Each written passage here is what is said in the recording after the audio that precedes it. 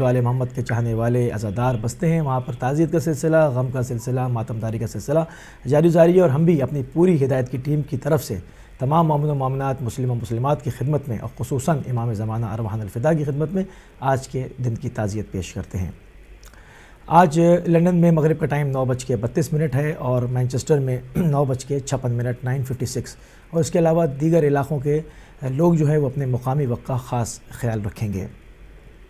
ناظرین، جیسا کہ آپ کو پتہ ہے کہ آج روز شہادت امیر المومنین علیہ السلام ہے، تو ہم نے اس مناسبت سے نجف کے شہر عراق کے شہر نجف الاشرف سے مولانا سجاد خان نجفی صاحب کو ٹیلی فون لائن پر لیا۔ ہماری خوش قسمتی ہے کہ وہ اطراف حرم میں موجود ہیں، اور جو ہے وہ ابھی ہم کچھ ہی لمحے میں ان کے پاس چلیں گے اور وہاں کی جو آنکھوں دیکھی صورتحال ہے، جس طرح عزاداری کا سلسلہ جاری و ساری ہے، اس سارے سلسلوں کے اوپر ان سے اپڈیٹ لیں گے۔ السلام علیکم مولانا صاحب، آپ کو تعزیت عرض کرتے ہیں، پروگرام میں خوش آمدید کہتے ہیں۔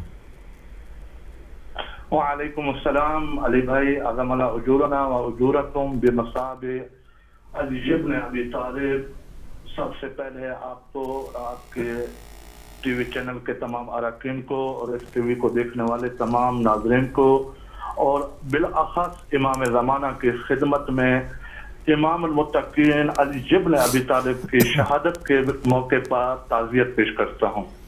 جی ہاں، آپ کو بھی بہت جو ہے وہ تعزیت پہنچے، اور ہم چاہیں گے کہ جیسے کہ ابھی ہم نے کہا کہ آپ اطراف حرم میں موجود ہیں اور کل سے جو ہے وہ خدمت زوار میں زائرین میں مشغول ہیں، تو ہم چاہیں گے کہ جو آپ کا آنکھوں دیکھا حال ہے، جو عراق کی اس وقت صورتحال ہے، جو کچھ آپ نے کل سے ابھی تک مشاہدہ فرمایا، ہمارے ناظرین کو اس سے اپڈیٹ کیجیے۔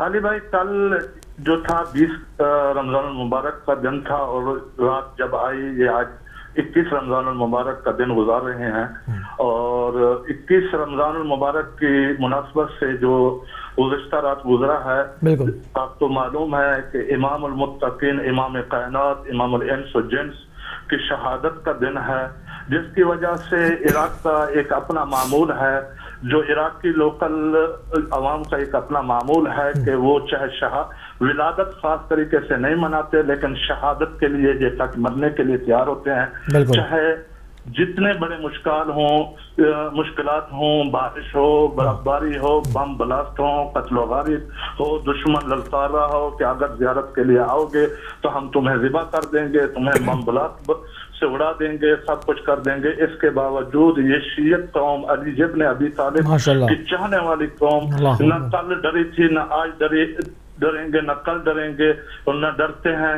اس کی مناسبت سے کل جو ہے لاکھوں کی تعداد میں جوک در جوک مومنین حرم امیر المومنین علیہ السلام کو اس کی شہادت کے موقع پر تعزیت پیش کرنے کے لیے خود امام زمانہ کے ساتھ ساتھ خود جناب امیر علیہ السلام کی خدمت میں ان کی بارگاہ میں تشریف لائے، لاکھوں کی تعداد میں تھی۔ اور کل بھی آپ سے ساتھ یہ بات کرنے تھی روفیت کی وجہ سے، کیونکہ آپ کو معلوم ہوگا جو بھی عراق آئے ہیں وہ مناسبت کے موقع پر اگر آئے ہیں تو وہ دیکھا ہوگا کہ یہاں پر موقف لگائے جاتے ہیں، زائرین کے لیے کھانے پینے کی اشیاء مہیا کی جاتی ہیں۔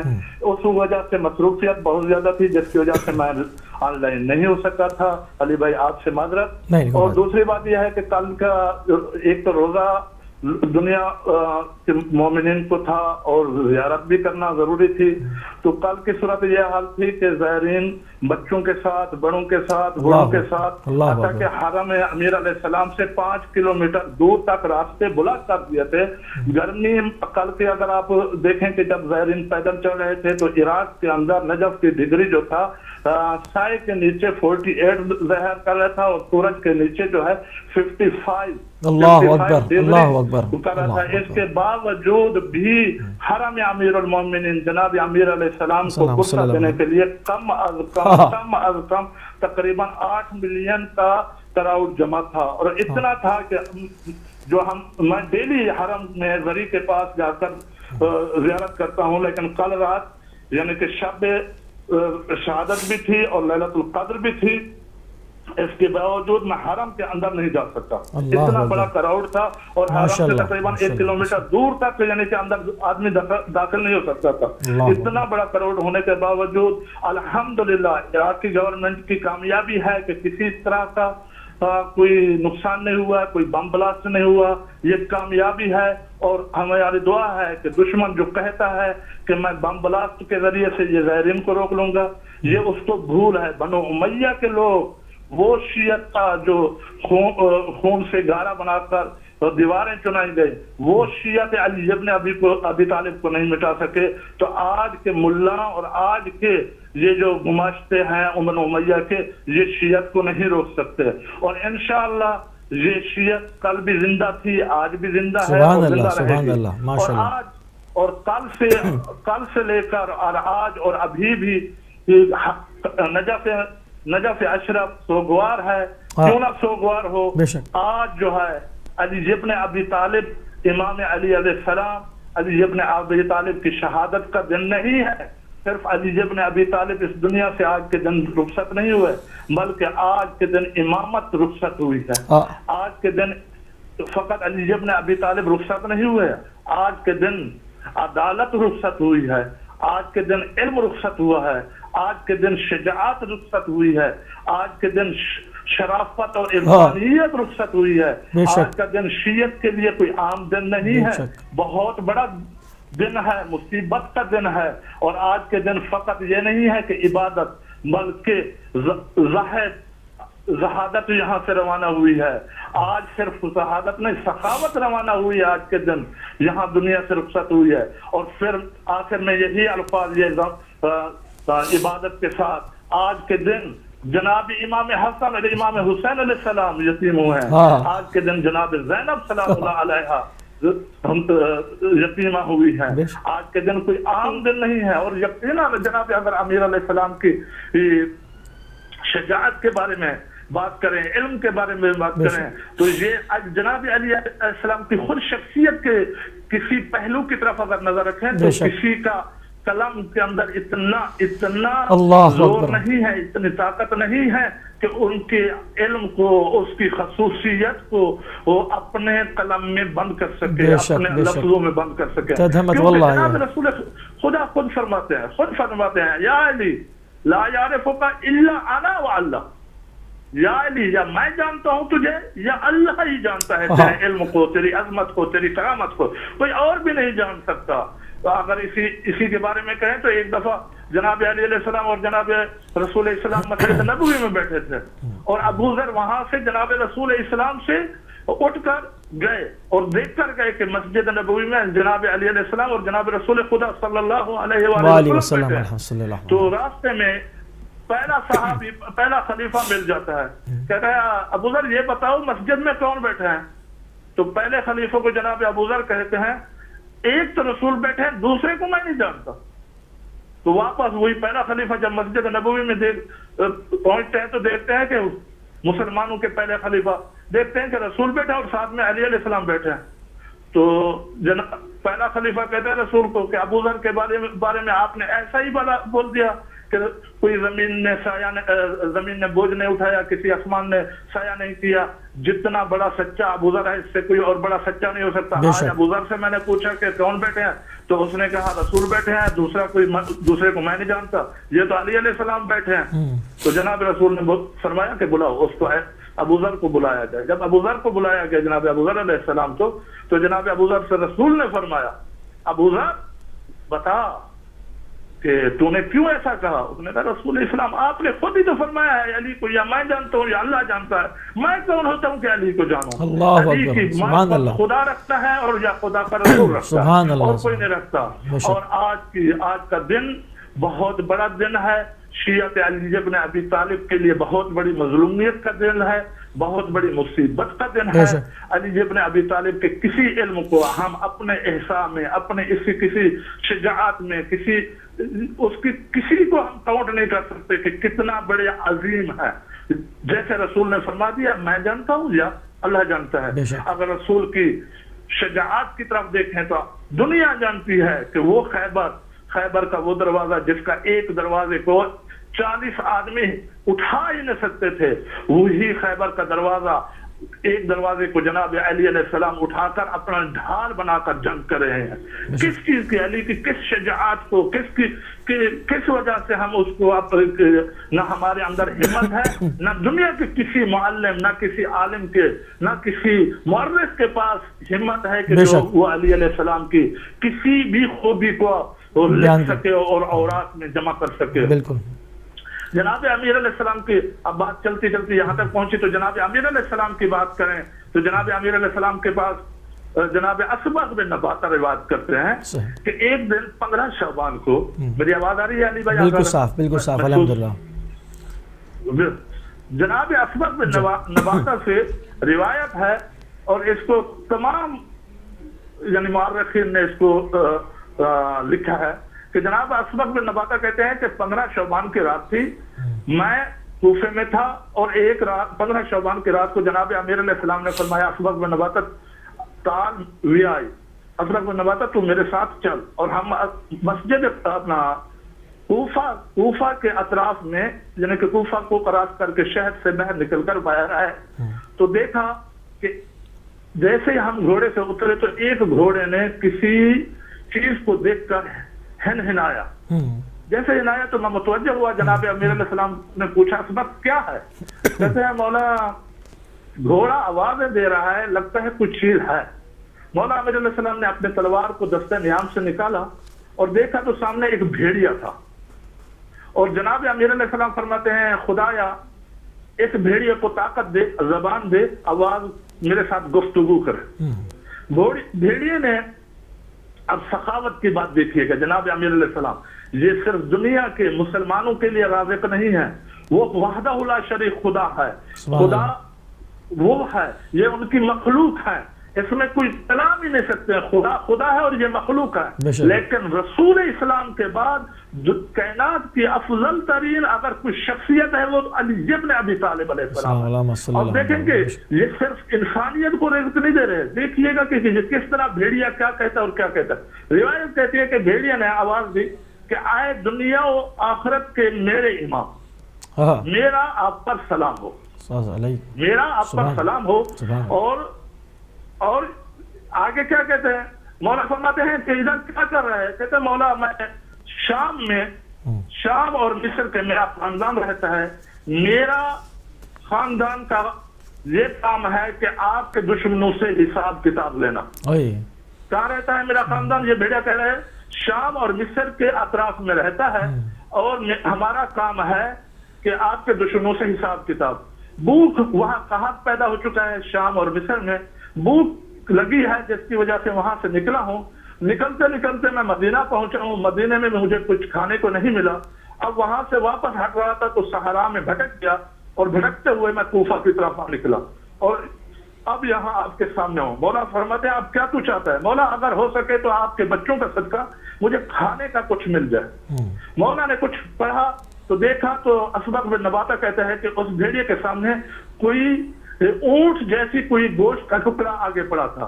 بھیڑیا نے اس کو کھایا. جب سیر ہو گیا تو مولا نے فرمایا اب تو نے کھانا کھا لیا تو کہاں جانا چاہتا ہے؟ تو کہتے ہیں مولا میری ڈیوٹی ہے کہ آپ کا ایک دشمن جو جنگ نہروان میں بچا تھا وہ اس وقت قادسیہ میں ہے، مجھے خدا کے حکم ہوا ہے کہ آج اس کی آخری رات ہے، اس کو میں نے کھانا ہے. اللہ اکبر. اچھا وہ وہاں سے چلا تو مولا نے اسبغ بن نباتہ کو کہا، اسبغ سنیے گا، اسبغ بن نباتہ کو کہا جا دیکھ قادسیہ میں کیا ہونے والا ہے. اسبغ بن نباتہ کہتے ہیں میں نے گھوڑے پر بیٹھا اور قادسیہ کو جب قادسیہ پہنچا تو صبح کی نماز اذانیں ہو رہی تھی اور وہاں جب پہنچا تو لوگ شور و غل مچا رہے تھے. کیا شور و غل مچا رہے تھے کہ بھیڑیا نے انسان کو کھا لیا، وہ جو موذی تھا دشمن علی تھا اس کو کھا لیا. کہتے ہیں میں نے اس کو جب اس کے قریب گیا تو دیکھا کہ لوگوں کے پاس اس دشمن علی کا سر باقی تھا اور بقایا دھڑ اس کے بارے میں کہہ رہے تھے کہ بھیڑیا آیا ہے پورا دھڑ کھا گیا باقی اب سر بچا ہے. اتنے میں کہتے ہیں اسبغ بن نباتہ کہتے ہیں کہ میں وہیں ہی تھا تو اتنے میں دوبارہ وہ جھپٹا اور وہ سر بھی لوگوں سے چھین کر چلا گیا. کہتے ہیں جب یہ میں نے اپنے آنکھوں سے دیکھا تو لوگوں کو بولا کہ میں کوفہ کا رہنے والا ہوں، میرا نام اسبغ بن نباتہ ہے. یہ جو بھیڑیا ہے سب سے پہلے علی کے پاس رات میں تھا اور علی علیہ السلام کو بول کر آیا ہے کہ آج میں تیرے دشمن کو کھانے جا رہا ہوں. اگر علی کے علم کی سخاوت کی بات کریں تو ہم چونکہ انسان کی علم بھی محدود ہے, اس کی طاقت بھی محدود ہے. اسبغ بن نباتہ جناب امیر علیہ السلام کا وہ صحابی ہے, اگر جناب علی علیہ السلام کے سب سے قریب رہا ہے تو یہ اسبغ بن نباتہ رہا ہے. علی علیہ السلام کی اگر شجاعت کی بات کریں اور اگر جناب امیر علیہ السلام کی عدالت کی بات کریں تو جناب امیر علیہ السلام کے پاس جناب امیر علیہ السلام مسجد کوفہ میں بیٹھے ہوئے ہیں اور اتنے میں ایک مولا کا چاہنے والا آتا ہے. اگر جناب امیر علیہ السلام کے پاس آتے ہیں, جناب امیر علیہ السلام دشت البقاع کے قریب بیٹھے ہیں اور اتنے میں وہ مولا کا چاہنے والا آتا ہے, سلام کرتا ہے اور سلام کر کے کہتا ہے مولا میں آپ کا چاہنے والا ہوں. مولا فرماتے ہیں ہاں میں جانتا ہوں تو میرا چاہنے والا ہے. کیا بات ہے. پھر آگے بڑھ کر کہتے ہیں مولا میں گناہگار ہوں, میرے اوپر حد جاری کریں. اب یہ دیکھیے گا عدالت کیا ہے اور جناب امیر علیہ السلام کی پھر دیکھیں کہ لوگوں پر رحم دل کتنے ہیں. اللہ اکبر. کہ جناب امیر علیہ السلام سے کہتے ہیں مولا میں گناہگار ہوں, میں چاہتا ہوں کہ آپ مجھے پاک کریں. جناب امیر علیہ السلام سے کہتے ہیں کہ تو نے کیا کیا؟ کہتے ہیں جناب امیر علیہ السلام سے کہتے ہیں مولا کا چاہنے مولا میں نے بہت بڑا گناہ کیا ہے. وہ گناہ یہ ہے کہ گناہ نان کبیرہ میں سے ہے جس کی سزا جو ہے یا قتل کیا جائے یا یعنی لواطہ کیا ہے تو جس کو قتل کیا جائے جس کی سزا ہے, یا سنسار کیا جائے یا آگ میں ڈالا جائے. تو کہتا ہے یہ ہے میں نے یہ بڑا گناہ کیا. مولا نے استغفار پڑھا, کہتا ہے اب تو کیا چاہتا ہے؟ مولا فرماتے ہیں وہ عرض کرتا ہے مولا آپ کو ان تینوں میں سے سب سے جو سخت ترین سزا ہے وہ مجھے دیں تاکہ میں اس دنیا میں ہی اس گناہ کی وجہ سے پاک ہو جاؤں. گناہ کی جو میرے اوپر مصیبت ہے آپ مجھے طاہر کریں, میرے اوپر ہاتھ جاری کریں گے. جب ہاتھ جاری کریں گے تو میں وہ گناہ مجھ سے جھڑ جائے گا. اور میں چاہتا ہوں کہ میں آپ کا چاہنے والا ہوں, مجھ سے دیکھیں ایسے خدا دعا ہے کہ خدا ہمیں ایسے مومن بنائے اور دعا ہے کہ خدا ہمیں ایسی معرفت دے کہ ہم امام کے سامنے اپنے گناہ کا اعتراف کر سکیں اور امام سے کہیں کہ امام ہم گناہ کر چکے ہیں. اب گناہ کرنے کے بعد ہم آپ سے توبہ کی ہیں. اب ایسا نہیں ہے کہ کچھ جری ہو کہ گناہ کرے گا کہ آپ کے بعد میں مولا سے معافی مانگے, ایسا نہ ہو. بلکہ اگر کسی نے گناہ کیا تو یہ ہمارے امام ہیں, ہمارے وقت کے امام ہیں, ہم امام زمانہ کے سامنے.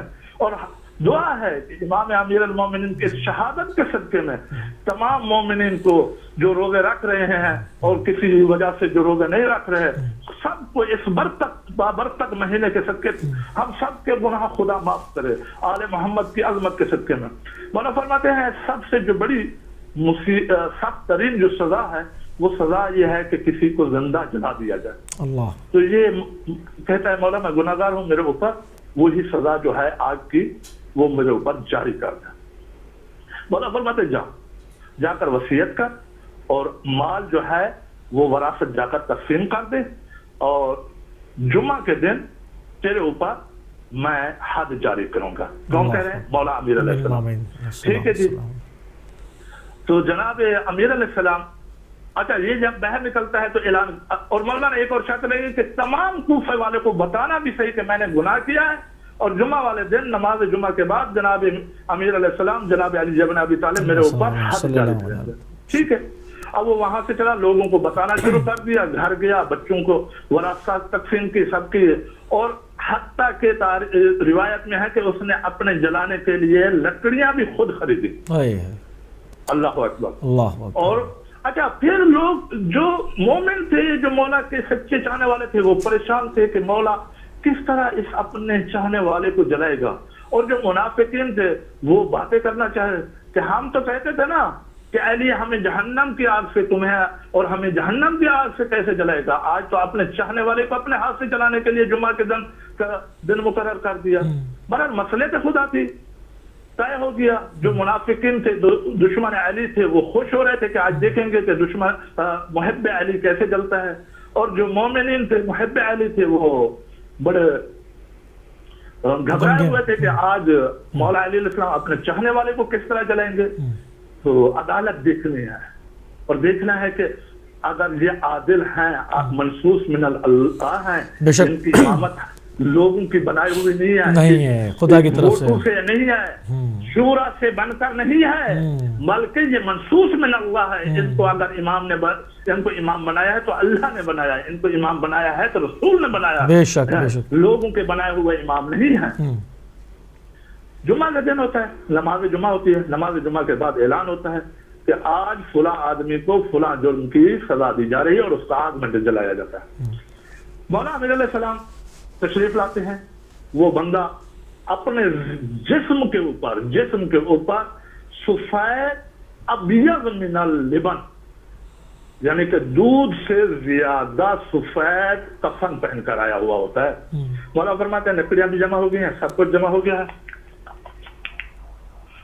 گیا ہے، تو لہذا تعال الیہ، جناب امیر علیہ السلام اس کو بلاتے ہیں اور کہتے ہیں آواز آ رہی ہے علی بھائی؟ بالکل صاف آ رہی ہے. ہیلو جی بالکل صاف آ رہی ہے، جاری رکھیں. تو مولا فرماتے ہیں یہ آگ ہے اور اس لکڑیوں کو خود آگ لگا. تو وہ جس نے آگ میں جلنا ہوتا ہے اس نے اپنے ہاتھوں سے اس کو آگ لگائی. پھر امام فرماتے ہیں کہ اب اس آگ میں کود جا. امام نے حکم دیا.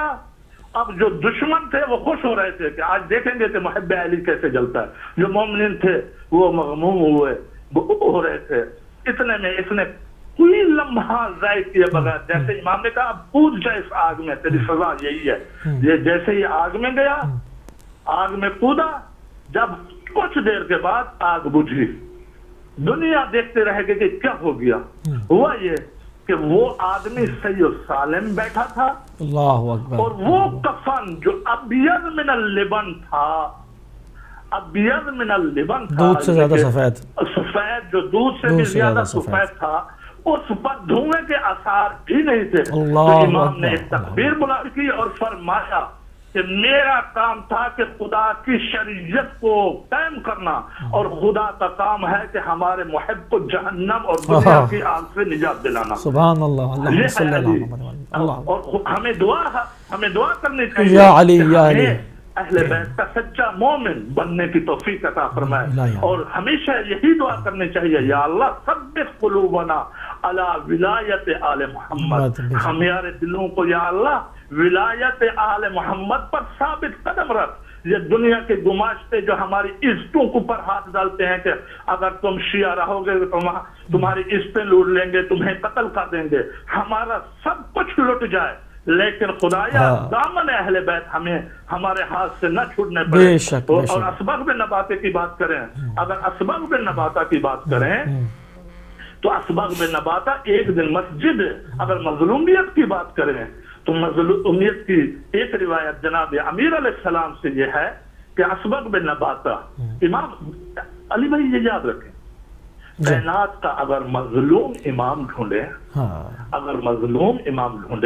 تو وہ علی ابن ابی طالب سے کوئی اور مظلوم نہیں ملے گا. بے شک بے شک، بالکل بالکل. اور میرے ناظرین، میری بات سننے والے ناظرین یاد رکھیں، اگر زینب کی چادر اتری ہے تو وہ بھی تو عزت علی ابن ابی طالب تھی نا، علی کی بیٹی تھی. اسباغ بن نباتہ سے ایک روایت ہے، آپ کی نظر کرتا ہوں. اسباغ بن نباتہ کہتے ہیں کہ ایک دن ہم مسجد کوفہ کے باہر بیٹھے تھے اور ہمارے درمیان میں ایک سوال اٹھ گیا کہ سب سے بڑی مرد کے لیے مصیبت کون سی ہے؟ توجہ، بالکل، سب سے بڑی مصیبت مرد کے لیے کون سی ہے؟ بالکل. بہت آخری جی پروگرام کے بالکل آخری لمحات ہیں، بالکل بہت خوبصورت گفتگو. جی فرمائیے. اسی روایت کے ساتھ تاکہ مظلومیت امام حسین تھوڑا سا غم ہو جائے اور آنسو آ جائے، ورنہ اگر آپ چاہتے تو بسم اللہ. جناب اسباغ بن نباتہ سوال کرتا ہے اور سب سوال کرتے کرتے کہتے ہیں کہ مرد کے لیے سب سے بڑی مصیبت کون سی ہے؟ مختلف جوابات آتے ہیں. کہ وہی کہتا ہے کسی کی مال سفر میں ہو، مال چلا جائے، کوئی کہے کہ کسی کی عزت لوٹ جائے، کسی کی کچھ کرے، کسی کا نوجوان بیٹا ہو وہ جو ہے جوانی چلتے مارا جائے یا مر جائے. تو اسباغ بن نباتہ کہتے ہیں کہ سب ہم جمع ہو کر جناب علی علیہ السلام کے پاس چلتے ہیں، ہمارا کسی جواب پر اتفاق نہیں ہوتا، چل کر مولا علی ابن ابی طالب کی خدمت میں پہنچتے ہیں. وہاں جا کر ہم ان سے پوچھتے ہیں جناب اسبغ بن نباتہ اپنے ساتھیوں کے ساتھ مسجد کوفہ میں جاتے ہیں. جناب امیر علیہ السلام مسجد کوفہ میں بیٹھے ہیں. مسجد کوفہ میں اسبغ بن نباتہ جناب امیر علیہ السلام کی پیشانی چوم کر عرض کرتے ہیں مولا بتاؤ مرد کے لیے سب سے بڑی مصیبت کون سی ہے. یہ سوال سن رہا تھا اور جناب امیر علیہ السلام کی چیخیں اور دھاڑے نکل گئے اور آنسوں کی وجہ سے ریش اقدس بھیگ گئی. مولا امیر علیہ السلام کہتے ہیں اسبغ تو نے کون سا مجھ سے سوال کر لیا. اور جناب اسبغ عرض کرتے ہیں مولا میں نے تو بڑا سوال نہیں کیا کہ مرد کے لیے سب سے بڑی مصیبت کون سی ہے. جناب امیر علیہ السلام کہتے ہیں دامن وقت میں گنجائش نہیں اس وجہ سے میں تھوڑا سا جلدی کر رہا ہوں. اسبغ نباتہ کو مخاطب کر کہتے ہیں جناب امیر علیہ السلام کہتے ہیں اسبغ یاد رکھ مرد کے لیے سب سے بڑی مصیبت یہ ہے کہ وہ بہادر بھی ہو شجاع بھی ہو سب کچھ کرنے کے باوجود اگر اس کے گھر میں کوئی گھس آ کر اس کی بیوی کو اس کے سامنے آ کر تماچے مارے. اور جناب علیہ السلام کہتے ہیں اسبغ یاد رکھ میری آنکھوں کے سامنے حرم کو رسول کی بیٹی کو وہ رسول کی بیٹی جس کے احترام کے لیے رسول اٹھ کھڑے ہوتے تھے مسلمانوں کے دوسرے خلیفے نے آ کر تماچے مارے. اللہم صلی علی محمد وعلی محمد. پروردگار آپ کی توفیقات میں اضافہ فرمائے. جزاک اللہ. آپ عراق کے مقدس شہر نجف اشرف سے ہمارے ساتھ تھے اور اس وقت ہم اپنی ٹرانسمیشن کو لے کر چلیں گے بریڈ فورڈ سے لائیو. آپ شہادت امیر المومنین علیہ السلام کے سلسلے میں ایک مجلس اور سن سکیں گے. جب تک مجھے اجازت دیجیے. السلام علیکم ورحمۃ اللہ وبرکاتہ.